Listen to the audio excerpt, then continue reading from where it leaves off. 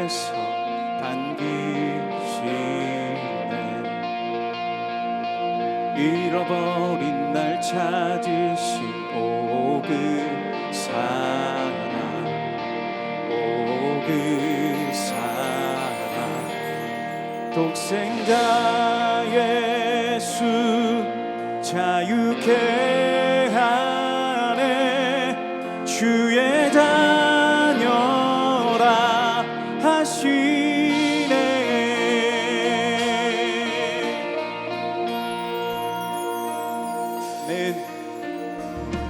내 모든 죄에 속하신 주의 은혜.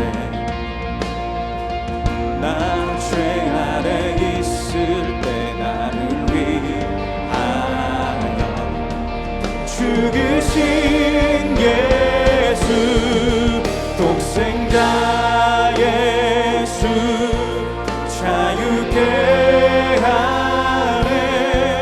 주의 자녀라 하시네. 아버지 집에 거할 곳 있네. 주의 자녀라 하시네. 택하시고 지키시며 날 자녀라 하시네.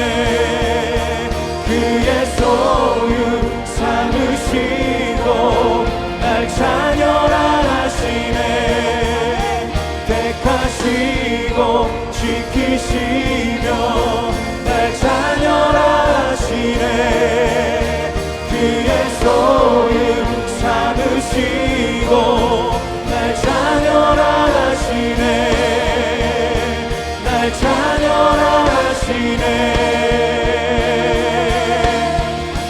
독생자 예수 자유케 하네. 주의 자녀라 하시네. 아버지 집에 거할 곳 있네. 주의 자녀라 하시네. 아버지 집에 거할 곳 있네. 주의 자녀라 하시네.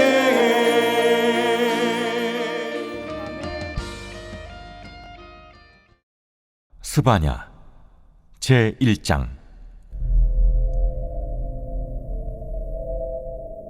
아모니 아들 유다 왕 요시아의 시대에 스바냐에게 임한 여호와의 말씀이라. 스바냐는 히스기야의 현손이요 아마랴의 증손이요 그다랴의 손자요 구시의 아들이었더라. 여호와께서 이르시되 내가 땅 위에서 모든 것을 진멸하리라. 내가 사람과 짐승을 진멸하고 공중의 새와 바다의 고기와 거치게 하는 것과 악인들을 아울러 진멸할 것이라. 내가 사람을 땅 위에서 멸절하리라. 나 여호와의 말이니라.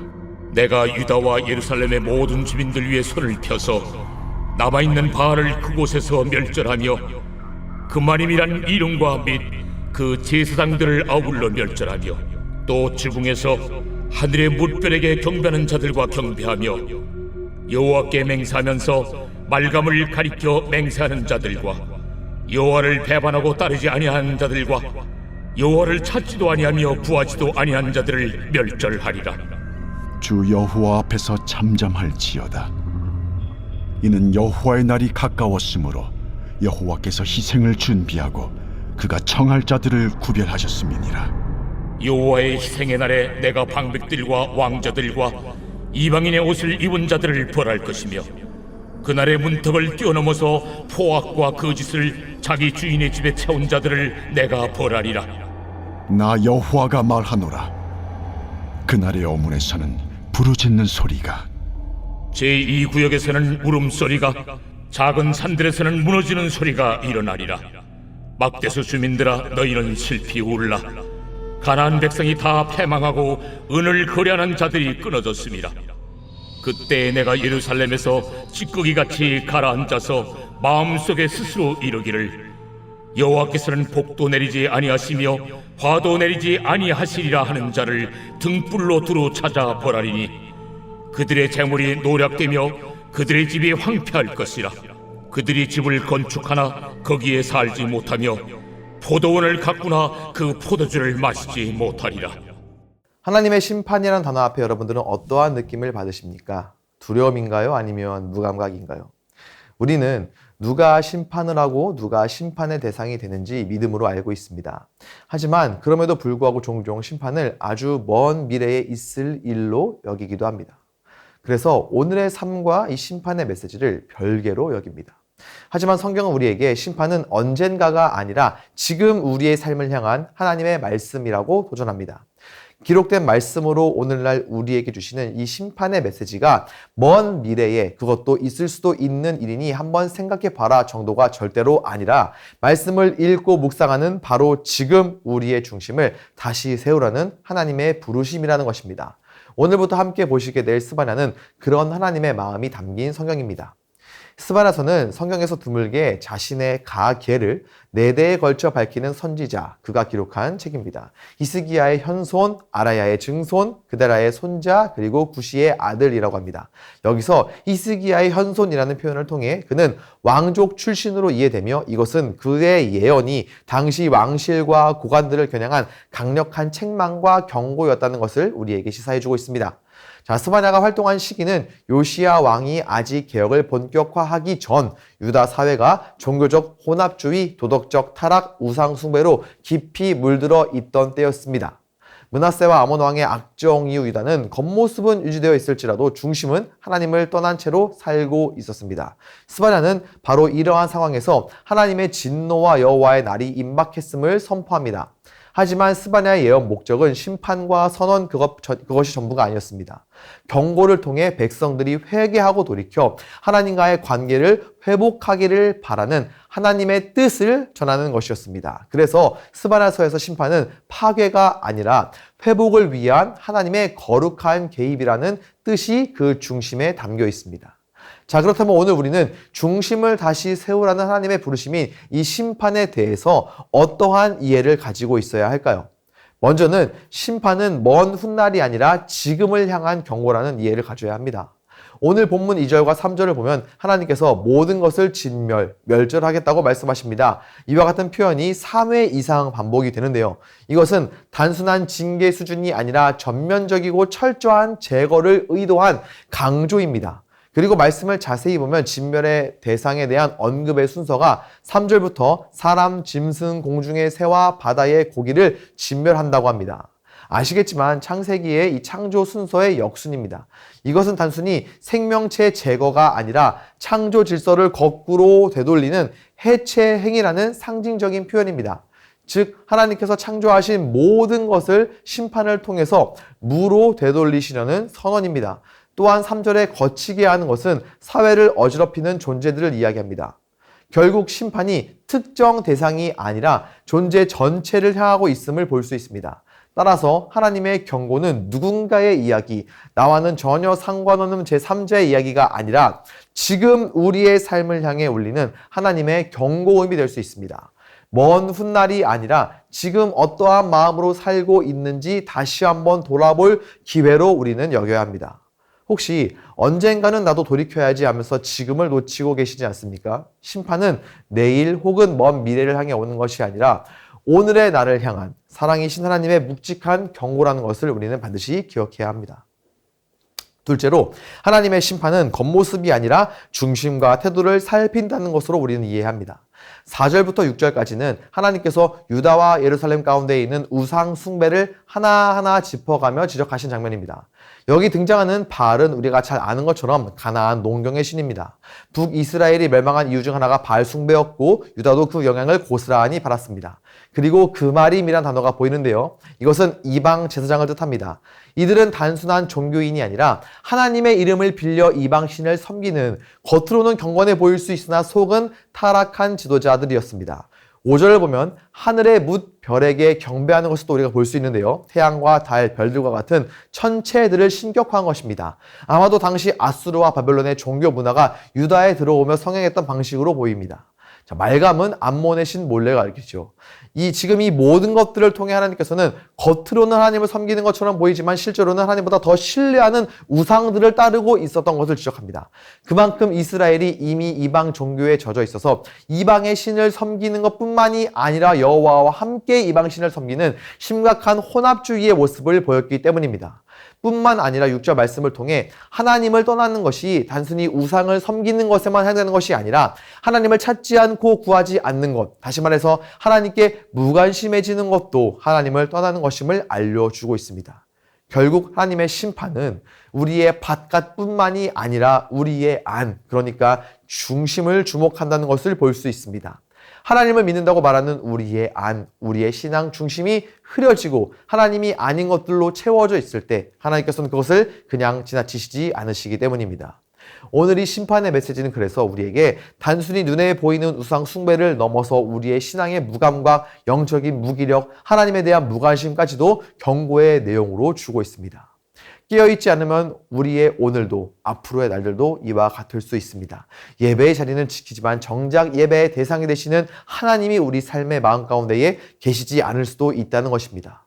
성도, 그리스도인이라고 하지만 정작 하나님을 찾지 않고 하나님께 구하지 않고 다른 것들로부터 무엇인가를 바라는 그런 죄된 본성이 여전히 우리에게도 남아있기 때문입니다. 따라서 심판의 메시지를 통해 우리는 겉으로는 성도요 그리스도인 같다 하더라도 하나님이 주목하시는 우리의 중심이 어떠한지 늘 살펴야 합니다.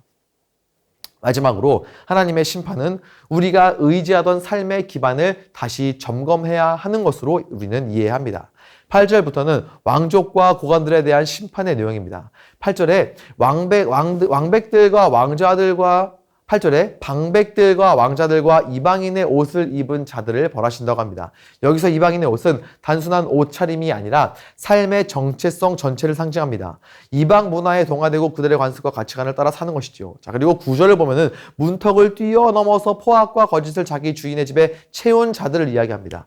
여기 문턱을 뛰어넘는 것은 당시 이방 신전에서 행해지던 우상 숭배의 의식, 혹은 금기시된 경계선을 가볍게 넘는 행동을 상징합니다. 그리고 강포와 거짓으로 집을 채운다는 것은 단지 물질적인 부정행위뿐만이 아니라 힘으로 누르고 속여서 얻은 삶의 방식을 뜻하며 이 모든 것들이 심판의 대상이라는 것을 이 본문이 지금 보여주고 있습니다.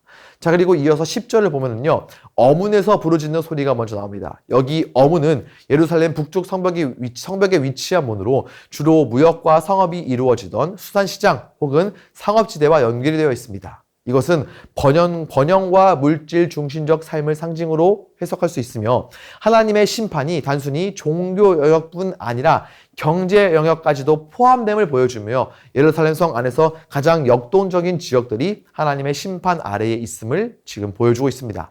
그리고 10절에 제2구역이라고 하는 표현이 보이는데요. 두 번째 구역, 다른 구역이라는 뜻입니다. 보통 신도시 혹은 예루살렘의 외곽 이 주거 지역으로 해석이 되면서 사회적으로 중산층, 상류층 거주 지역일 가능성도 있습니다.